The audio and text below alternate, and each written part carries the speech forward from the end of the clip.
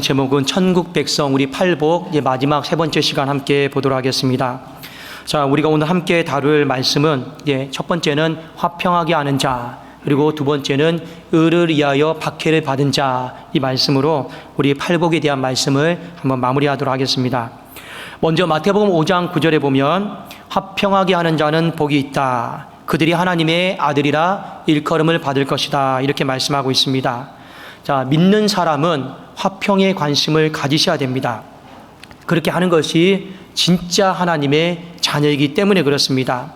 이 화평하게 한다라고 하는 것은 조금 더 정확하게 표현을 하면 화평을 만들기 위해서 애쓰고 노력한다, 그런 뜻입니다.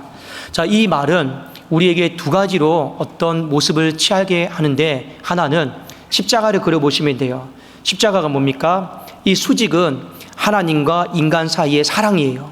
이 수평은 나와 이웃 사이의 사랑, 이것이 바로 십자가입니다. 그래서 마태복음 22장 37절 38절에 보면 주 너의 하나님을 사랑하라, 그리고 내 이웃을 내 몸처럼 사랑하라, 이것이 온 율법이요 선지자의 강령이라 했어요. 그게 바로 십자가입니다. 똑같이 십자가를 그리시면 돼요. 화평이다라고 하는 건 뭡니까? 하나님과 인간 사이에 막힌 담이 있어요. 그 막힌 담을 허물어뜨리려고 여러분 애쓰는 사람, 보통 이것을 두 글자로 전도한다, 네 글자로 말하면 영혼 구원한다. 우리는 이 화평에 관심을 가지셔야 됩니다. 또 하나, 이 수평적인 이 화평이 있습니다. 사람과 사람 사이에 얼마나 많은 갈등이 있고 또 불편함이 있고 담이 있겠습니까? 그것을 그대로 방치하는 것이 아니라 내가 개입해서 내가 그것을 풀어주려고, 여러분 허물어뜨리려고 애쓰는 모든 것, 이것도 하나님께서 우리에게 말씀하신 화평입니다. 조금 더 우리 구체적으로 들어가겠습니다. 자, 하나님과 인간 사이의 화평의 모범은 우리 예수님께서 친히 보여주셨는데, 에베소서 2장 3절 그리고 2장 19절에 보면 이런 말씀이 있습니다. 전에는 우리도 다 그 가운데서 우리 육체의 욕심을 따라 지내며 육체와 마음에 원하는 것을 하여 다른 이들과 같이 본질상 진노의 자녀였다. 맞습니다. 우리는 예쁜 구석이 없는 사람이에요. 본질상 하나님 앞에 진노의 자녀입니다. 더 정확하게 말하면 이 사탄과 마귀를 섬기고 따르고 추종하고 섬겼던 그런 인생이 바로 우리들의 인생이었다라는 거죠. 본질상 진노의 자녀입니다. 그런데 예수 그리스도께서 십자가를 지심으로 말미암아 진노의 자녀에서 하나님의 가족으로 우리의 신분이 바뀌게 되었습니다. 그 말씀이 에베소서 2장 19절에 있는데, 그러므로 이제부터 너희는 외인도 아니요 나그네도 아니요 오직 성도들과 동일한 시민이요 하나님의 권속이라. 이 권속이다라고 하는 말이 가족이다라고 하는 패밀리입니다. 그러니까 이제는 우리는 본질상 진노의 자녀가 아니고 무엇이라는 거예요? 하나님의 가족이 된 거예요. 누구의 노력 덕분에요? 바로 예수 그리스도의 노력, 그 십자가 덕분에 우리는 하나님 앞에 가족이 되었다라는 겁니다. 자, 다음으로 사람과 사람 사이의 화평인데 이게 조금 어려워요. 앞에 영혼 구원하고 전도하는 것도 어렵습니다. 그런데 사람과 사람 사이에 이 화평을 만들어가는 것도 어렵습니다. 그러나 우리 주님께서 말씀을 통해서 당부를 하셨어요. 마태복음 5장 23절 24절에 보면 그러므로 예물을 제단에 드리려다가 거기서 네 형제에게 원망 들을 만한 일이 있는 것이 생각나거든 예물을 제단 앞에 두고 먼저 가서 형제와 화목하고 그 후에 와서 예물을 드리라. 여러분, 예물이다라고 하는 건 예배 때 드리는 헌물입니다. 우리가 보통 들어오실 때 저기 헌금통에다가 헌금을 드리잖아요. 그게 바로 다 예물입니다. 예물이에요. 예배 때 드리는 헌물이에요. 사람도 드리는 것이고 물질도 드리는 거예요. 근데 여러분, 우리가 예배를 드릴 때 여러분 우리 위에 중고등부 학생들도 있으니까 제가 그냥 교육적인 차원에서 말씀드립니다.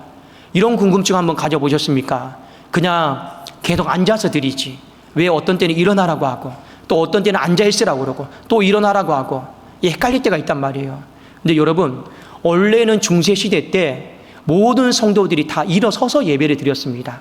성경에도 보면 다 일어서서 예배를 드렸어요. 그리고 오히려 말씀을 전하는 사람은 앉아서 말씀을 전했습니다. 그만큼 말씀의 권위가 있었기 때문에 그렇습니다. 그런데 시간이 지나면 지날수록 나 다리 아프다고 그러니까, 허리 아프다고 그러니까 앉게 된 거예요. 근데 원래는 우리가 서서 예배를 드리는 건요, 중요한 의미가 있습니다. 나를 이 예배 가운데 산 제물로 하나님 앞에 드리겠습니다. 그게 원래 우리가 서서 예배를 드리는 거예요. 그래도 우리가 의미는 아시고 적절하게 우리가 앉기도 하고 일어서기도 하지만 왜 일어서냐? 왜 또 앉느냐? 그런 불평과 원망을 하지 마시고 그것이 바로 예배다 하는 것을 잊지 않았으면 좋겠습니다. 자, 그런데 오늘 말씀에 예수님이 뭐라 말씀하셨냐면 예배를 드리면서 하나님 앞에 헌금을 드렸어요. 예물을 드렸습니다. 근데 형제와 싸운 게 있어요. 다툰 게 있어요. 원망 들을 만한 일이 있어요. 그럼 어떻게 하라는 거예요? 그 예물을 그대로 놓고 다시 가서 그 형제와 격이 없는 화해를 하고 다시 돌아와서 하나님 앞에 예배를 드려라. 여러분, 제가 이렇게 설교를 하니까 진짜 어떤 분은 말씀을 오용하는 사람이 있습니다. 어떻게 오용하냐면 하나님이 어떤 사람과 어떤 집사님과 어떤 권사님과 싸웠어. 마음이 불편해요. 근데 성경에 화해하지 않으면 하나님이 예배 드리지 말라고 했으니까 나 오늘 교회 안 가. 이렇게 여러분 말씀 적용하면 안 됩니다. 이 말씀의 의미는 뭐냐? 우리가 예배를 소중하게 여기는 만큼 하나님 보시기에 서로 피차 간의 화해가 소중하다라는 거예요. 여러분, 우리가 하나님 앞에 가장 소중한 게 뭐예요? 예배잖아요. 근데 하나님 보시기에 소중한 게 서로 형제 자매들끼리 화해하는 것. 이 부분이 하나님의 말씀이기 때문에 오늘 이렇게 비유를 한 것입니다. 한 구절을 더 보겠습니다. 로마서 12장 18절인데 한번 띄워주시겠습니다. 같이 한번 우리 읽어보도록 하겠습니다. 자, 시작. 할 수 있거든 너희로서는 모든 사람과 더불어 화목하라. 할 수만 있다라면 싸우지 말라라는 거예요.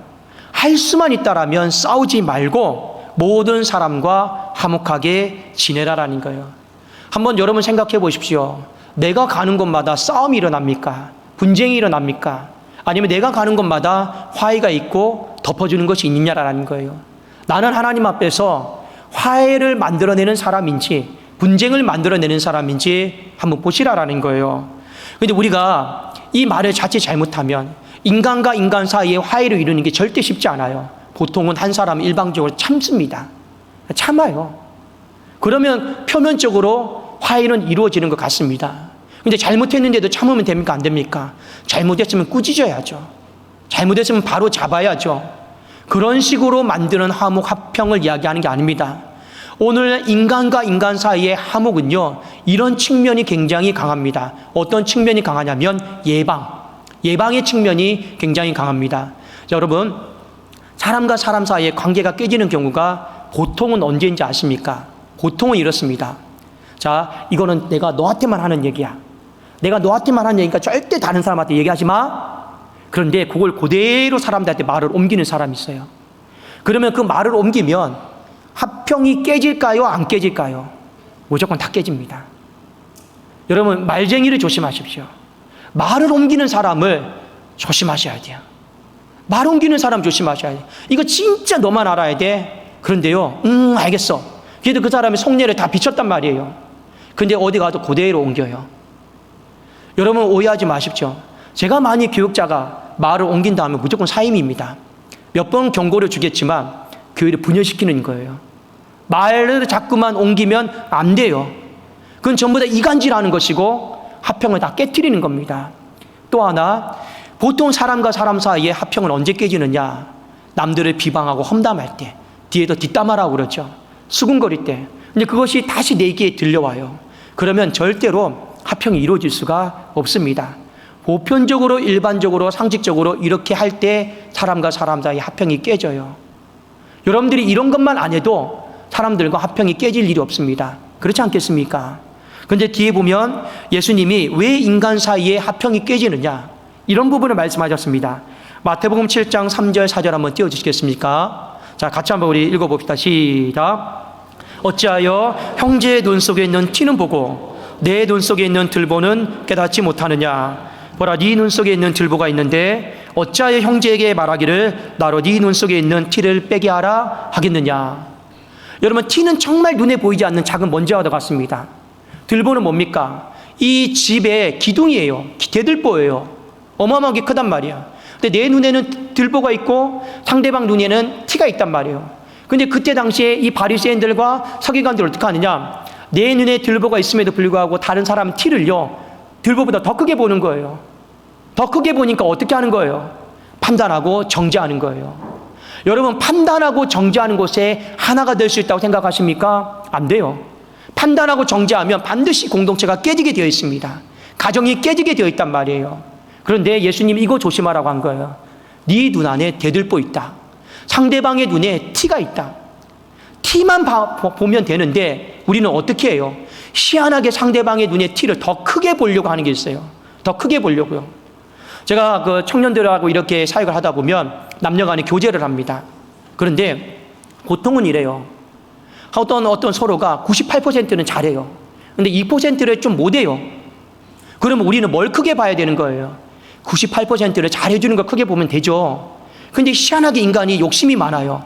뭘 보는지 아십니까? 2% 잘 못해주는 걸 어마어마하게 크게 봐요. 어느 정도로 크게 보느냐? 98%보다 더 크게 봅니다. 그러니까 우리 마음 안에 어떤 버릇이 있느냐? 이 티를요, 티대로 보지 않고 더 크게 보는 게 있어요. 그러니까 항상 마음에 판단하고 항상 마음에 정죄하고, 그러니까 어떻게 됩니까? 하나가 못 되는 거예요. 화목하지를 못하는 거예요. 자꾸 구별이 되고 구분이 되는 거, 그 모습을 이야기하고 있다라는 겁니다. 그러니까 우리는요, 사람과 사람 사이 합평은 예방만 잘하셔도 됩니다. 솔직히 여러분 가슴에 손을 얹고 생각해 보세요. 저 사람이 나한테 욕만 안 해도 여러분 친하게 못 지낼 게 어디 있겠습니까? 저 사람이 나한테 뒷담화만 안 해도 서로 불편하게 지낼 이유가 있겠습니까? 없잖아요. 근데 왜 서로 어려운 거예요? 왜 어려운 거예요? 계기가 없어서 어려운 겁니까? 아니에요. 진짜 어려운 거는 저 사람이 나에 대해서 판단하고 정죄하고 비방하고 뒷담화하고 수근거리고 말을 옮기고, 그렇게 하니까 공동체 안에서 합평이 깨지는 경우들이 너무 많더라라는 거예요.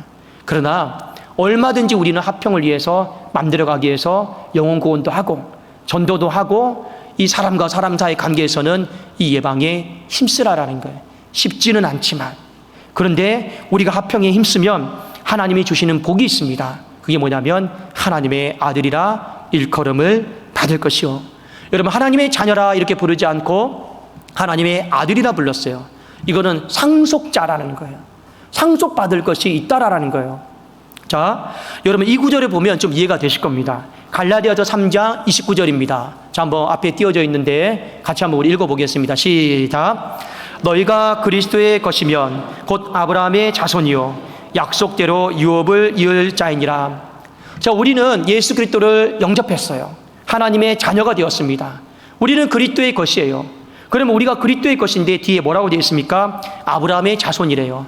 뒤에 뭐라고 되어 있습니까? 약속대로 유업을 이을 자. 이게 상속자라는 뜻입니다. 여러분, 상속자라고 하는 개념은 이런 겁니다. 하나님의 꿈을 우리에게 상속해 주시는 거예요. 내가 하나님의 꿈을 내 꿈인 걸로 알고 내가 같이 꾸는 거예요. 그래서 하나님은 아브라함에게 이런 꿈을 꾸게 하셨습니다. 이 창세기 12장 말씀에 보면 너는 본토 친척 아버지의 집을 떠나 내가 내게 지시할 땅으로 가라. 내가 너로 큰 민족을 이루고 내가 네 이름을 번성하게 하고 이 자손을 하늘의 별처럼 땅의 모래알처럼 많아지게 할 거다. 하나님의 꿈을 아브라함이 상속받은 거예요. 그런데 하나님의 꿈을 상속받았는데 뭐라고 상속받았어요? 너의 자손은 하늘의 별처럼 바닷가의 모래알처럼 많아질 거랬는데 이 아브라함의 아내 사라는 불임이란 말이에요. 불임이에요. 아이를 낳을 수가 없어요. 꿈은 상속을 받았는데 실질적으로 아이를 낳을 수 없어요. 근데 하나님은 어떻게 하는 겁니까? 그 불임을 태의 문을 열었어요. 이게 바로 상속입니다. 이게 바로 육신의 복을 상속받는 거예요. 또 하나님이 아브라함의 인생 가운데는 믿음의 조상으로 하나님 축복해 주셨어요. 이게 다 상속 개념입니다. 그러니까 여러분, 상속이다라는 거 굉장히 좋은 거예요.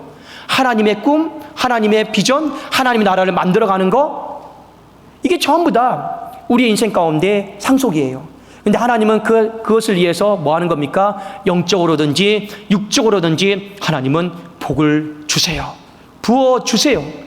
그게 바로 상속 개념입니다. 그래도 오늘 너희가 그리스도의 것이면 곧 아브라함의 자손이요 약속대로 유업을 입을 자다. 합평하게 하는 자는 복이 있나니 하나님의 아들 상속자라 일컬음을 받을 것이요. 바로 오늘 이 말씀입니다. 자, 마지막으로 의를 위하여 박해를 받는 겁니다. 자, 마태복음 5장 10절 11절 제가 한번 읽어드릴게요. 의를 위하여 박해를 받는 자는 복이 있나니 천국이 그들의 것임이라. 나로 말미암아 너희를 욕하고 박해하고 거짓으로 너희를 거슬러 모든 악한 말을 할 때에는 너희에게 복이 있다. 먼저 의는 하나님의 말씀을 이야기하는 겁니다. 그러면 우리가 의를 이해한다라는 말이 있죠. 의를 이해한다라는 건 두 가지가 있어요. 하나는 가장 기본적으로 하나님의 말씀에 순종한다라는 거예요. 그게 의를 이해한다라는 거예요. 또 하나는 하나님의 뜻이 이 땅 가운데 이루어졌으면 좋겠다라고 하는 생각, 행동, 기대, 이게 바로 의를 이해하는 거예요. 그래서 주기도문에 보면 하늘에서 뜻이 이루어진 것처럼 땅에서도 뜻이 이루어지기를 원하나이다. 이게 바로 의를 이해하는 겁니다. 의를 이해하는 거예요. 그러니까 예를 들면 몇 가지 알려드릴게요. 자, 여러분 이런 경우가 있습니다. 저 사람이 정말 예수님 만났으면 좋겠다. 저 사람이 정말 예수님 만나서 하나님의 자녀가 되었으면 좋겠다. 이것도 의를 이해한 겁니다. 하나님의 꿈이에요. 교회를 바라보면서, 그리스도의 몸된 교회를 바라보면서 무너진 성전이 건축되어지고 보수되어졌으면 좋겠다. 이것도 의를 이해한 겁니다. 5대양 6대주가 하나님의 땅으로 복음으로 충만해지면 좋겠다. 내가 선교하고 싶다. 선교 나가고 싶다. 이 모든 것들이 다 의를 이해한 행위들입니다. 그렇게 여러분들이 보시면 돼요. 자, 그런데 문제는 뭐냐? 우리가 의를 이해하다 보면 복만 찾아오는 게 아니다라는 거예요. 말씀에 순종하다 보면 복만 찾아오는 것이 아니라 때로는 환난과 시련과 핍박이 있다라는 거예요. 왠지 아십니까? 우리가 이 땅에서 의를 이해할 때, 하나님 나라를 확장해 갈 때 상대적으로 사탄의 나라는 그 영역이 빼앗깁니다. 감소합니다. 그러니까 사탄이 자신의 영역이 줄어들기 때문에 뭐 하는 거예요? 환난을 주고 핍박을 주고 시련을 주는 거예요. 하나님이 주는 게 아닙니다. 왜 우리가 말씀을 순종하면 복만 받으면 좋은데 왜 환난이 일어날까요? 핍박이 일어날까요? 왜 우리가 의를 이해하는 삶을 살면 좋은 삶인데 고난을 당할까요? 사탄이 자신의 영역이 빼앗기기 때문에 환난과 핍박과 시련을 줍니다. 그러면 인간이 그것이 무서워서 중단해 버리거든요. 그래도 우리 인생은 환난이 일어납니다. 자, 여러분, 우리가 이 박해를 받는 건요, 두 가지가 있어요. 하나는 뭐냐면 외부적인 박해가 있고, 하나는 내 안에서 일어나는 내부적인 박해가 있습니다. 자, 외부적인 박해는 굉장히 쉬워요. 내가 누군가를 전도하려고 그래요. 그러면 욕먹어요. 핍박당할 때가 있어요. 또 우리 학생들은 또 괜히 불합리한 대우를 당할 때도 있습니다. 저도 어릴 때 지금도 기억이 납니다. 초등학생 때 아버지를 전도하려고 했습니다. 아버지를 전도하려고 했는데 아버지가 굉장히 완강한 분이었어요. 늘 전도하려고 하면 서로 싸웠어요. 뭐라고 싸웠느냐? 저희 아버지는 교회에서 헌금 드리는 거를 굉장히 아까워했어요. 이해합니다. 왜요? 매일같이 새벽 4시마다 일하러 나가셔서 벌어오는 일용 돈이었어요. 그런데 그 돈을 가지고 헌금을 한다? 그래도 저희 아버지가 생각하는 교회는 기업 개념이었습니다. 나는 기업과 같은 교회는 다닐 수 없다. 매년 해마다 싸웠습니다. 헌금 문제 때문에. 근데 어느 날은요, 아버지 설득하다가요, 좀 대들었어요. 그러니까 아버지가 역정을 내셨습니다. 근데 지금도 생각하면 가슴 아픈 일이에요. 어느 날은 성경책을 갖고 오라고 그래요. 그 성경책을 가져갔는데 다 찢어서 갖고 오래요. 불태워서 오래요. 얼마나 무서웠는지 모릅니다. 그때 당시에요. 그래도 누이랑 밖에 나가서 라이터 들고요, 성경책 하나씩 찢어가면서 태웠는데요, 지금도 생각하면 너무 눈물이 나고 가슴 아픈 일이에요. 우리가 예수를 증거하고 전하다 보면 그런 욕먹는 것도 있고요, 핍박을 당하는 것도 당연히 다 있습니다. 박해를 받는 것, 이것이 바로 외부로부터 오는 박해입니다. 자, 또 하나 박해라는 게 있어요. 내 내부에서 일어나는 박해가 있어요. 이걸 보통 뭐라고 그러냐? 갈등이라고 합니다. 불편함이라고 합니다. 자, 이 갈등과 불편함은 뭐냐? 사람들은 각자마다 다 자신의 안정감이 있습니다. 안정감. 예를 들어서 이런 거죠. 여기가 좋사오니. 그 여기다라고 하는 걸 제가 한번 신앙 가운데 적용해 볼게요. 나는 딱 이 예배까지만 좋사오니. 나는 딱 이 예배까지만 좋사오니. 내가 어떤 봉사하는 것도 마찬가지. 나는 딱 이 정도 봉사까지만 좋사오니. 내가 하나님 앞에 어떤 물질을 드리는 것도 나는 딱 이 정도까지만 좋사오니. 이게 각자에게 있는 안정감 바운더리 영역입니다. 영역이 있어요. 그런데 문제는 뭐냐? 하나님이 때로는 우리의 인생을 성장시키고 성숙시키기 위해서 우리의 마음 안에 이 어마어마한 돌을 던질 때가 있어요. 큰 돌을 내 마음 안에 안정을 취하고 있는 내 마음 안에 던질 때가 있습니다. 그래서 우리의 마음에 파장을 일으켜요. 어떤 파장을 일으키냐? 너 여기까지만 드리는 예배 조금 더 시간을 내어서 이것도 드려봐. 조금만 더 시간을 들여서 이렇게도 드려봐. 너 여기까지만 드리는 물질 조금만 더 해서 이것도 드려봐. 너 이것만 하는 봉사 여기까지 하는 거 좀 시간을 내어서 이것도 해봐. 여러분, 영역을 넓히는 건요 쉬운 일인 것 같죠? 내 시간, 피곤함 다 포기해야 돼요. 물질 다 포기해야 돼요. 그러니까 우리가 하나님이 원하는 걸 알아요. 근데 자꾸만 내 마음 안에 갈등이 생겨요. 불편함이 생겨요. 왜 이렇게 하나님, 나는 딱 여기까지가 좋은데, 이 정도만 딱 좋은데 왜 자꾸 내 삶에 돌을 던져서 내 마음의 안정감을 깨뜨리실까? 그게 바로 박해입니다. 내 마음의 불편함이요 갈등입니다. 그러면 왜 내가 이 갈등이 있을 때 어떤 사람은 빨리 이 갈등을 벗어나는 사람이 있어요. 어떤 사람은 이 갈등이 오래 가서 시험되는 사람이 있어요. 성경에 보면 이렇게 정의하고 있습니다. 자, 마가복음 4장 17절 한번 띄워주시겠습니까? 같이 한번 우리 읽어봅시다. 예수님이 씨 뿌리는 비유에 대해 말씀하시면서 사람의 마음 상태에 대한 말씀입니다. 자, 4장 17절 함께 읽겠습니다. 시작. 그 속에 뿌리가 없어 잠깐 견디다가 말씀으로 인하여 환난이나 박해가 일어나는 때에는 곧 넘어지는 자요. 이 사람은 예배드리고 말씀 듣는 거 좋아해요. 그런데 때로는 하나님께서 자신의 삶에 큰 말씀, 센 말씀, 돌멩이를 던집니다. 그러면 그때부터 시험에 드는 거예요. 시험에 듭니다. 나는 딱 여기까지가 좋은데 왜 나에게 더 요구하시나? 시험에 드는 거예요. 그러니까 이 사람은 왜 그래요? 마지막에 뭡니까? 말씀이 좋다가도 말씀 때문에 시험 드는 거예요. 여러분, 그런 사람이 있어요. 말씀이 좋다가도 좀 돌멩이 같은 말씀을 들으면 말씀 때문에 걸려서 넘어져서 딱 시험 듭니다. 이유가 뭘까요? 신앙의 뿌리가 약하기 때문에 그래요.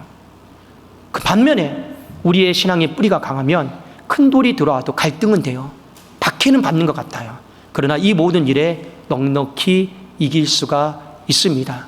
특별히 이런 사람들은요, 내 믿음의 뿌리가 깊게 내리도록 하나님 앞에 기도 많이 하셔야 돼요. 그래야지 이 내면으로부터 오는 이 박해, 불편함, 이걸요 빨리 우리가 정리하고 이겨나갈 수 있습니다. 그리고 이 내면이 뿌리가 깊은 사람은 한 가지 특징이 있습니다. 결단을 잘해요. 그렇게 망설이지 않아요. 결심을 잘하고 결단을 잘합니다. 이게 특징입니다. 이 사람에게 주시는 복이 무엇이냐? 마태복음 5장 12절에 보면 기뻐하고 즐거워하라. 하늘에서 너희의 상이 크다. 너희 전에 있던 선지자들도 이같이 박해하였느니라. 이 사람들에게 하나님 주신 복이 있어요. 천국을 주시다 했어요. 10절에. 그럼 12절에 보니까 그 천국이 뭐냐? 하늘의 상급을 이야기합니다. 하늘의 상급 앞에서 예수님이 직접적으로 말씀하셨습니다. 기뻐하고 즐거워하라. 여러분, 우리가 기뻐하고 즐거워할 때가 언제입니까? 한 영혼이 돌아왔을 때, 전도되어질 때 기뻐하고 즐거워하잖아요.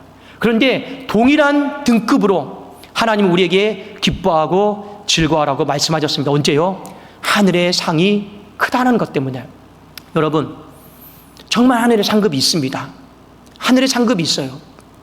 이 부분에 대해서 제가 조금만 더 이해를 돕겠습니다. 고린도전서 3장 13절, 14절, 15절에 보면 상급과 관련된 내용입니다. 자, 한번 띄워주시겠습니까? 같이 한번 우리 좀 읽어보겠습니다. 시작. 각 사람의 공적이 나타날 터인데 그날이 공적을 밝히리니 이는 불로 나타내고 그 불이 각 사람의 공적이 어떠한 것을 시험할 것입니다. 14절. 만일 누구든지 그 위에 세운 공적이 그대로 있으면 상을 받고 누구든지 그 공적이 불타면 해를 받으리니 그러나 자신은 구원을 받되 불 가운데서 받은 것 같으니라. 자, 이건 좀 말이 좀 어려워요. 제가 조금만 더 쉽게 말씀을 드릴게요. 자, 집을 지을 때 가장 먼저 땅을 파고 기초를 쌓습니다. 그렇죠? 이 기초가 믿음의 사람들에게는 무엇이냐면 신앙의 고백입니다. 예수 그리스도를 믿고 예수님을 영접해서 하나님의 자녀가 되는, 이게 바로 우리의 기초예요. 보통 구원이라고 그러죠. 모든 믿음의 자녀에게는 이 기초가 다 있습니다. 이건 우리가 만든 게 아니에요. 하나님이 은혜로 주신 선물입니다.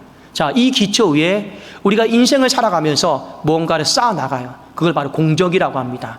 자, 뭔가를 쌓아나갑니다. 제가 뭐 예를 들어서 몇 가지를 쌓아나가 볼게요.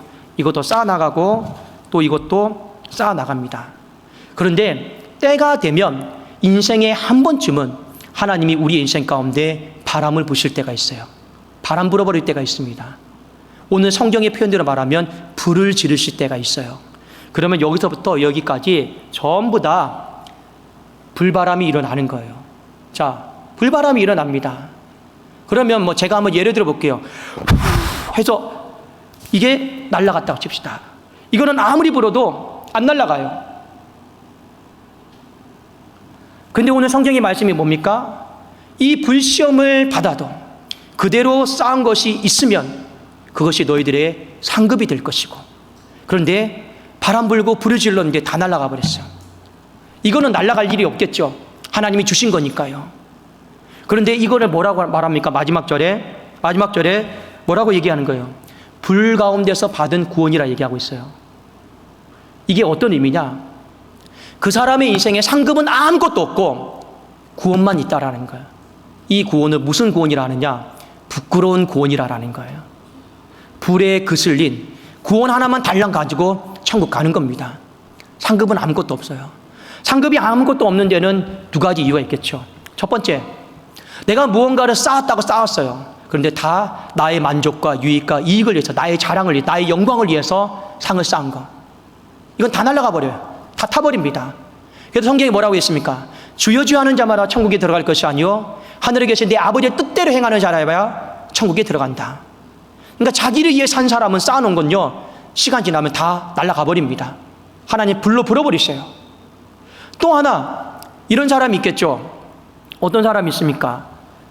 아예 애시당초 나는 구원받은 것에 만족해서 그 어떤 것도 쌓지 않는 사람이 있어요. 어떤 것도 쌓지 않는 사람이 있습니다. 가장 대표적인 사람이 누굽니까? 십자가의 강도. 하나님 앞에서 쌓아놓은 게 없어요. 부끄러운 구원이에요. 부끄러운 구원입니다. 저는 여러분들이 하나님 앞에서 살아있는 날 동안 많이 쌓아놓으십시오. 그게 다 상급입니다. 나를 위해서 쌓아놓지 마시고 하나님 나라를 위해서 많이 쌓아놓으십시오.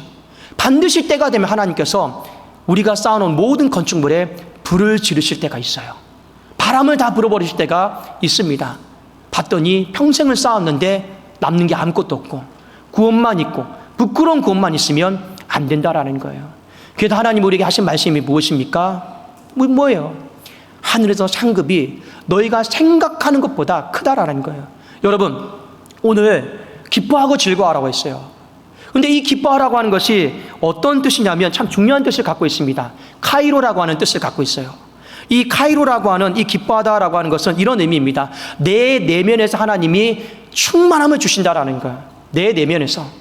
그 다음에 즐거워하라 이런 말 있죠. 이거는 헬라어로 아갈리아오예요. 이건 어떤 의미냐면 외부적으로 하나님께서 뭔가 우리의 삶에 막 주신다라는 거예요. 그러니 아까 제가 말씀드렸죠. 박해는 두 가지가 있다고요. 하나는 외부적으로도 있고 내부적으로도 있고, 그러니까 하나님이 이거를 잘 이렇게 감당한 사람에게 상급을 주는데 내부적으로도 여러분 주시고 외부적으로도 하나님이 주시는 거예요. 어디서요? 이 땅에서도. 이 땅에서뿐만 아니라 우리가 천국에 가서도. 그러니까 여러분 정말 하나님의 말씀 상급을 모르면 이런 사람이 있습니다. 근데 이런 사람 되면 안 돼요. 나는 천국에 가는 것만 해도 만족합니다. 아닙니다. 갔는데 상급이 아무것도 없으면요 수치스럽고 부끄러운 거예요. 그러니까 여러분의 인생 가운데 의를 위하여 박해를 많이 받으십시오. 오늘 말씀 잠깐 마음을 읽겠습니다. 여러분 팔복의 마지막이에요. 화평을 만들어가는 거 쉽지 않습니다. 의를 위하여 박해를 받는 거 더 어려운 일이에요. 팔복의 복을 보면요 가면 갈수록 더 하나님이 큰 복으로 주시는 거예요. 왜요? 화평을 만들고 의를 위하여 박해 받는 것이 쉬운 일이 아닐까요? 그러나 믿음의 사람들은 화평에 관심을 가지셔야 됩니다.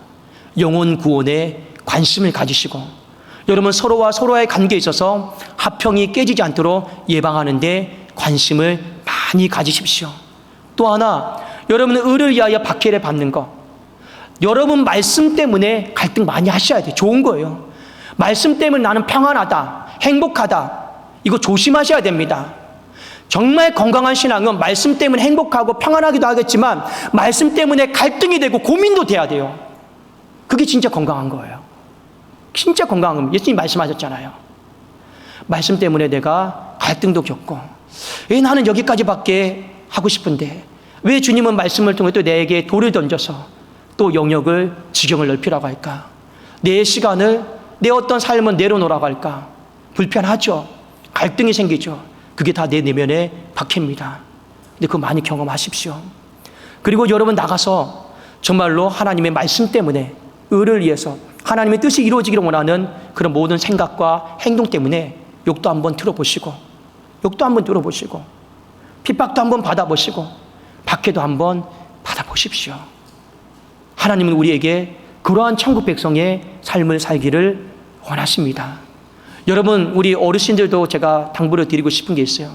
이 노년에 그냥 여기가 좋사오니 그냥 편안하게 아무 일 없이 그렇게 살다가 하나님 앞에 가겠습니다.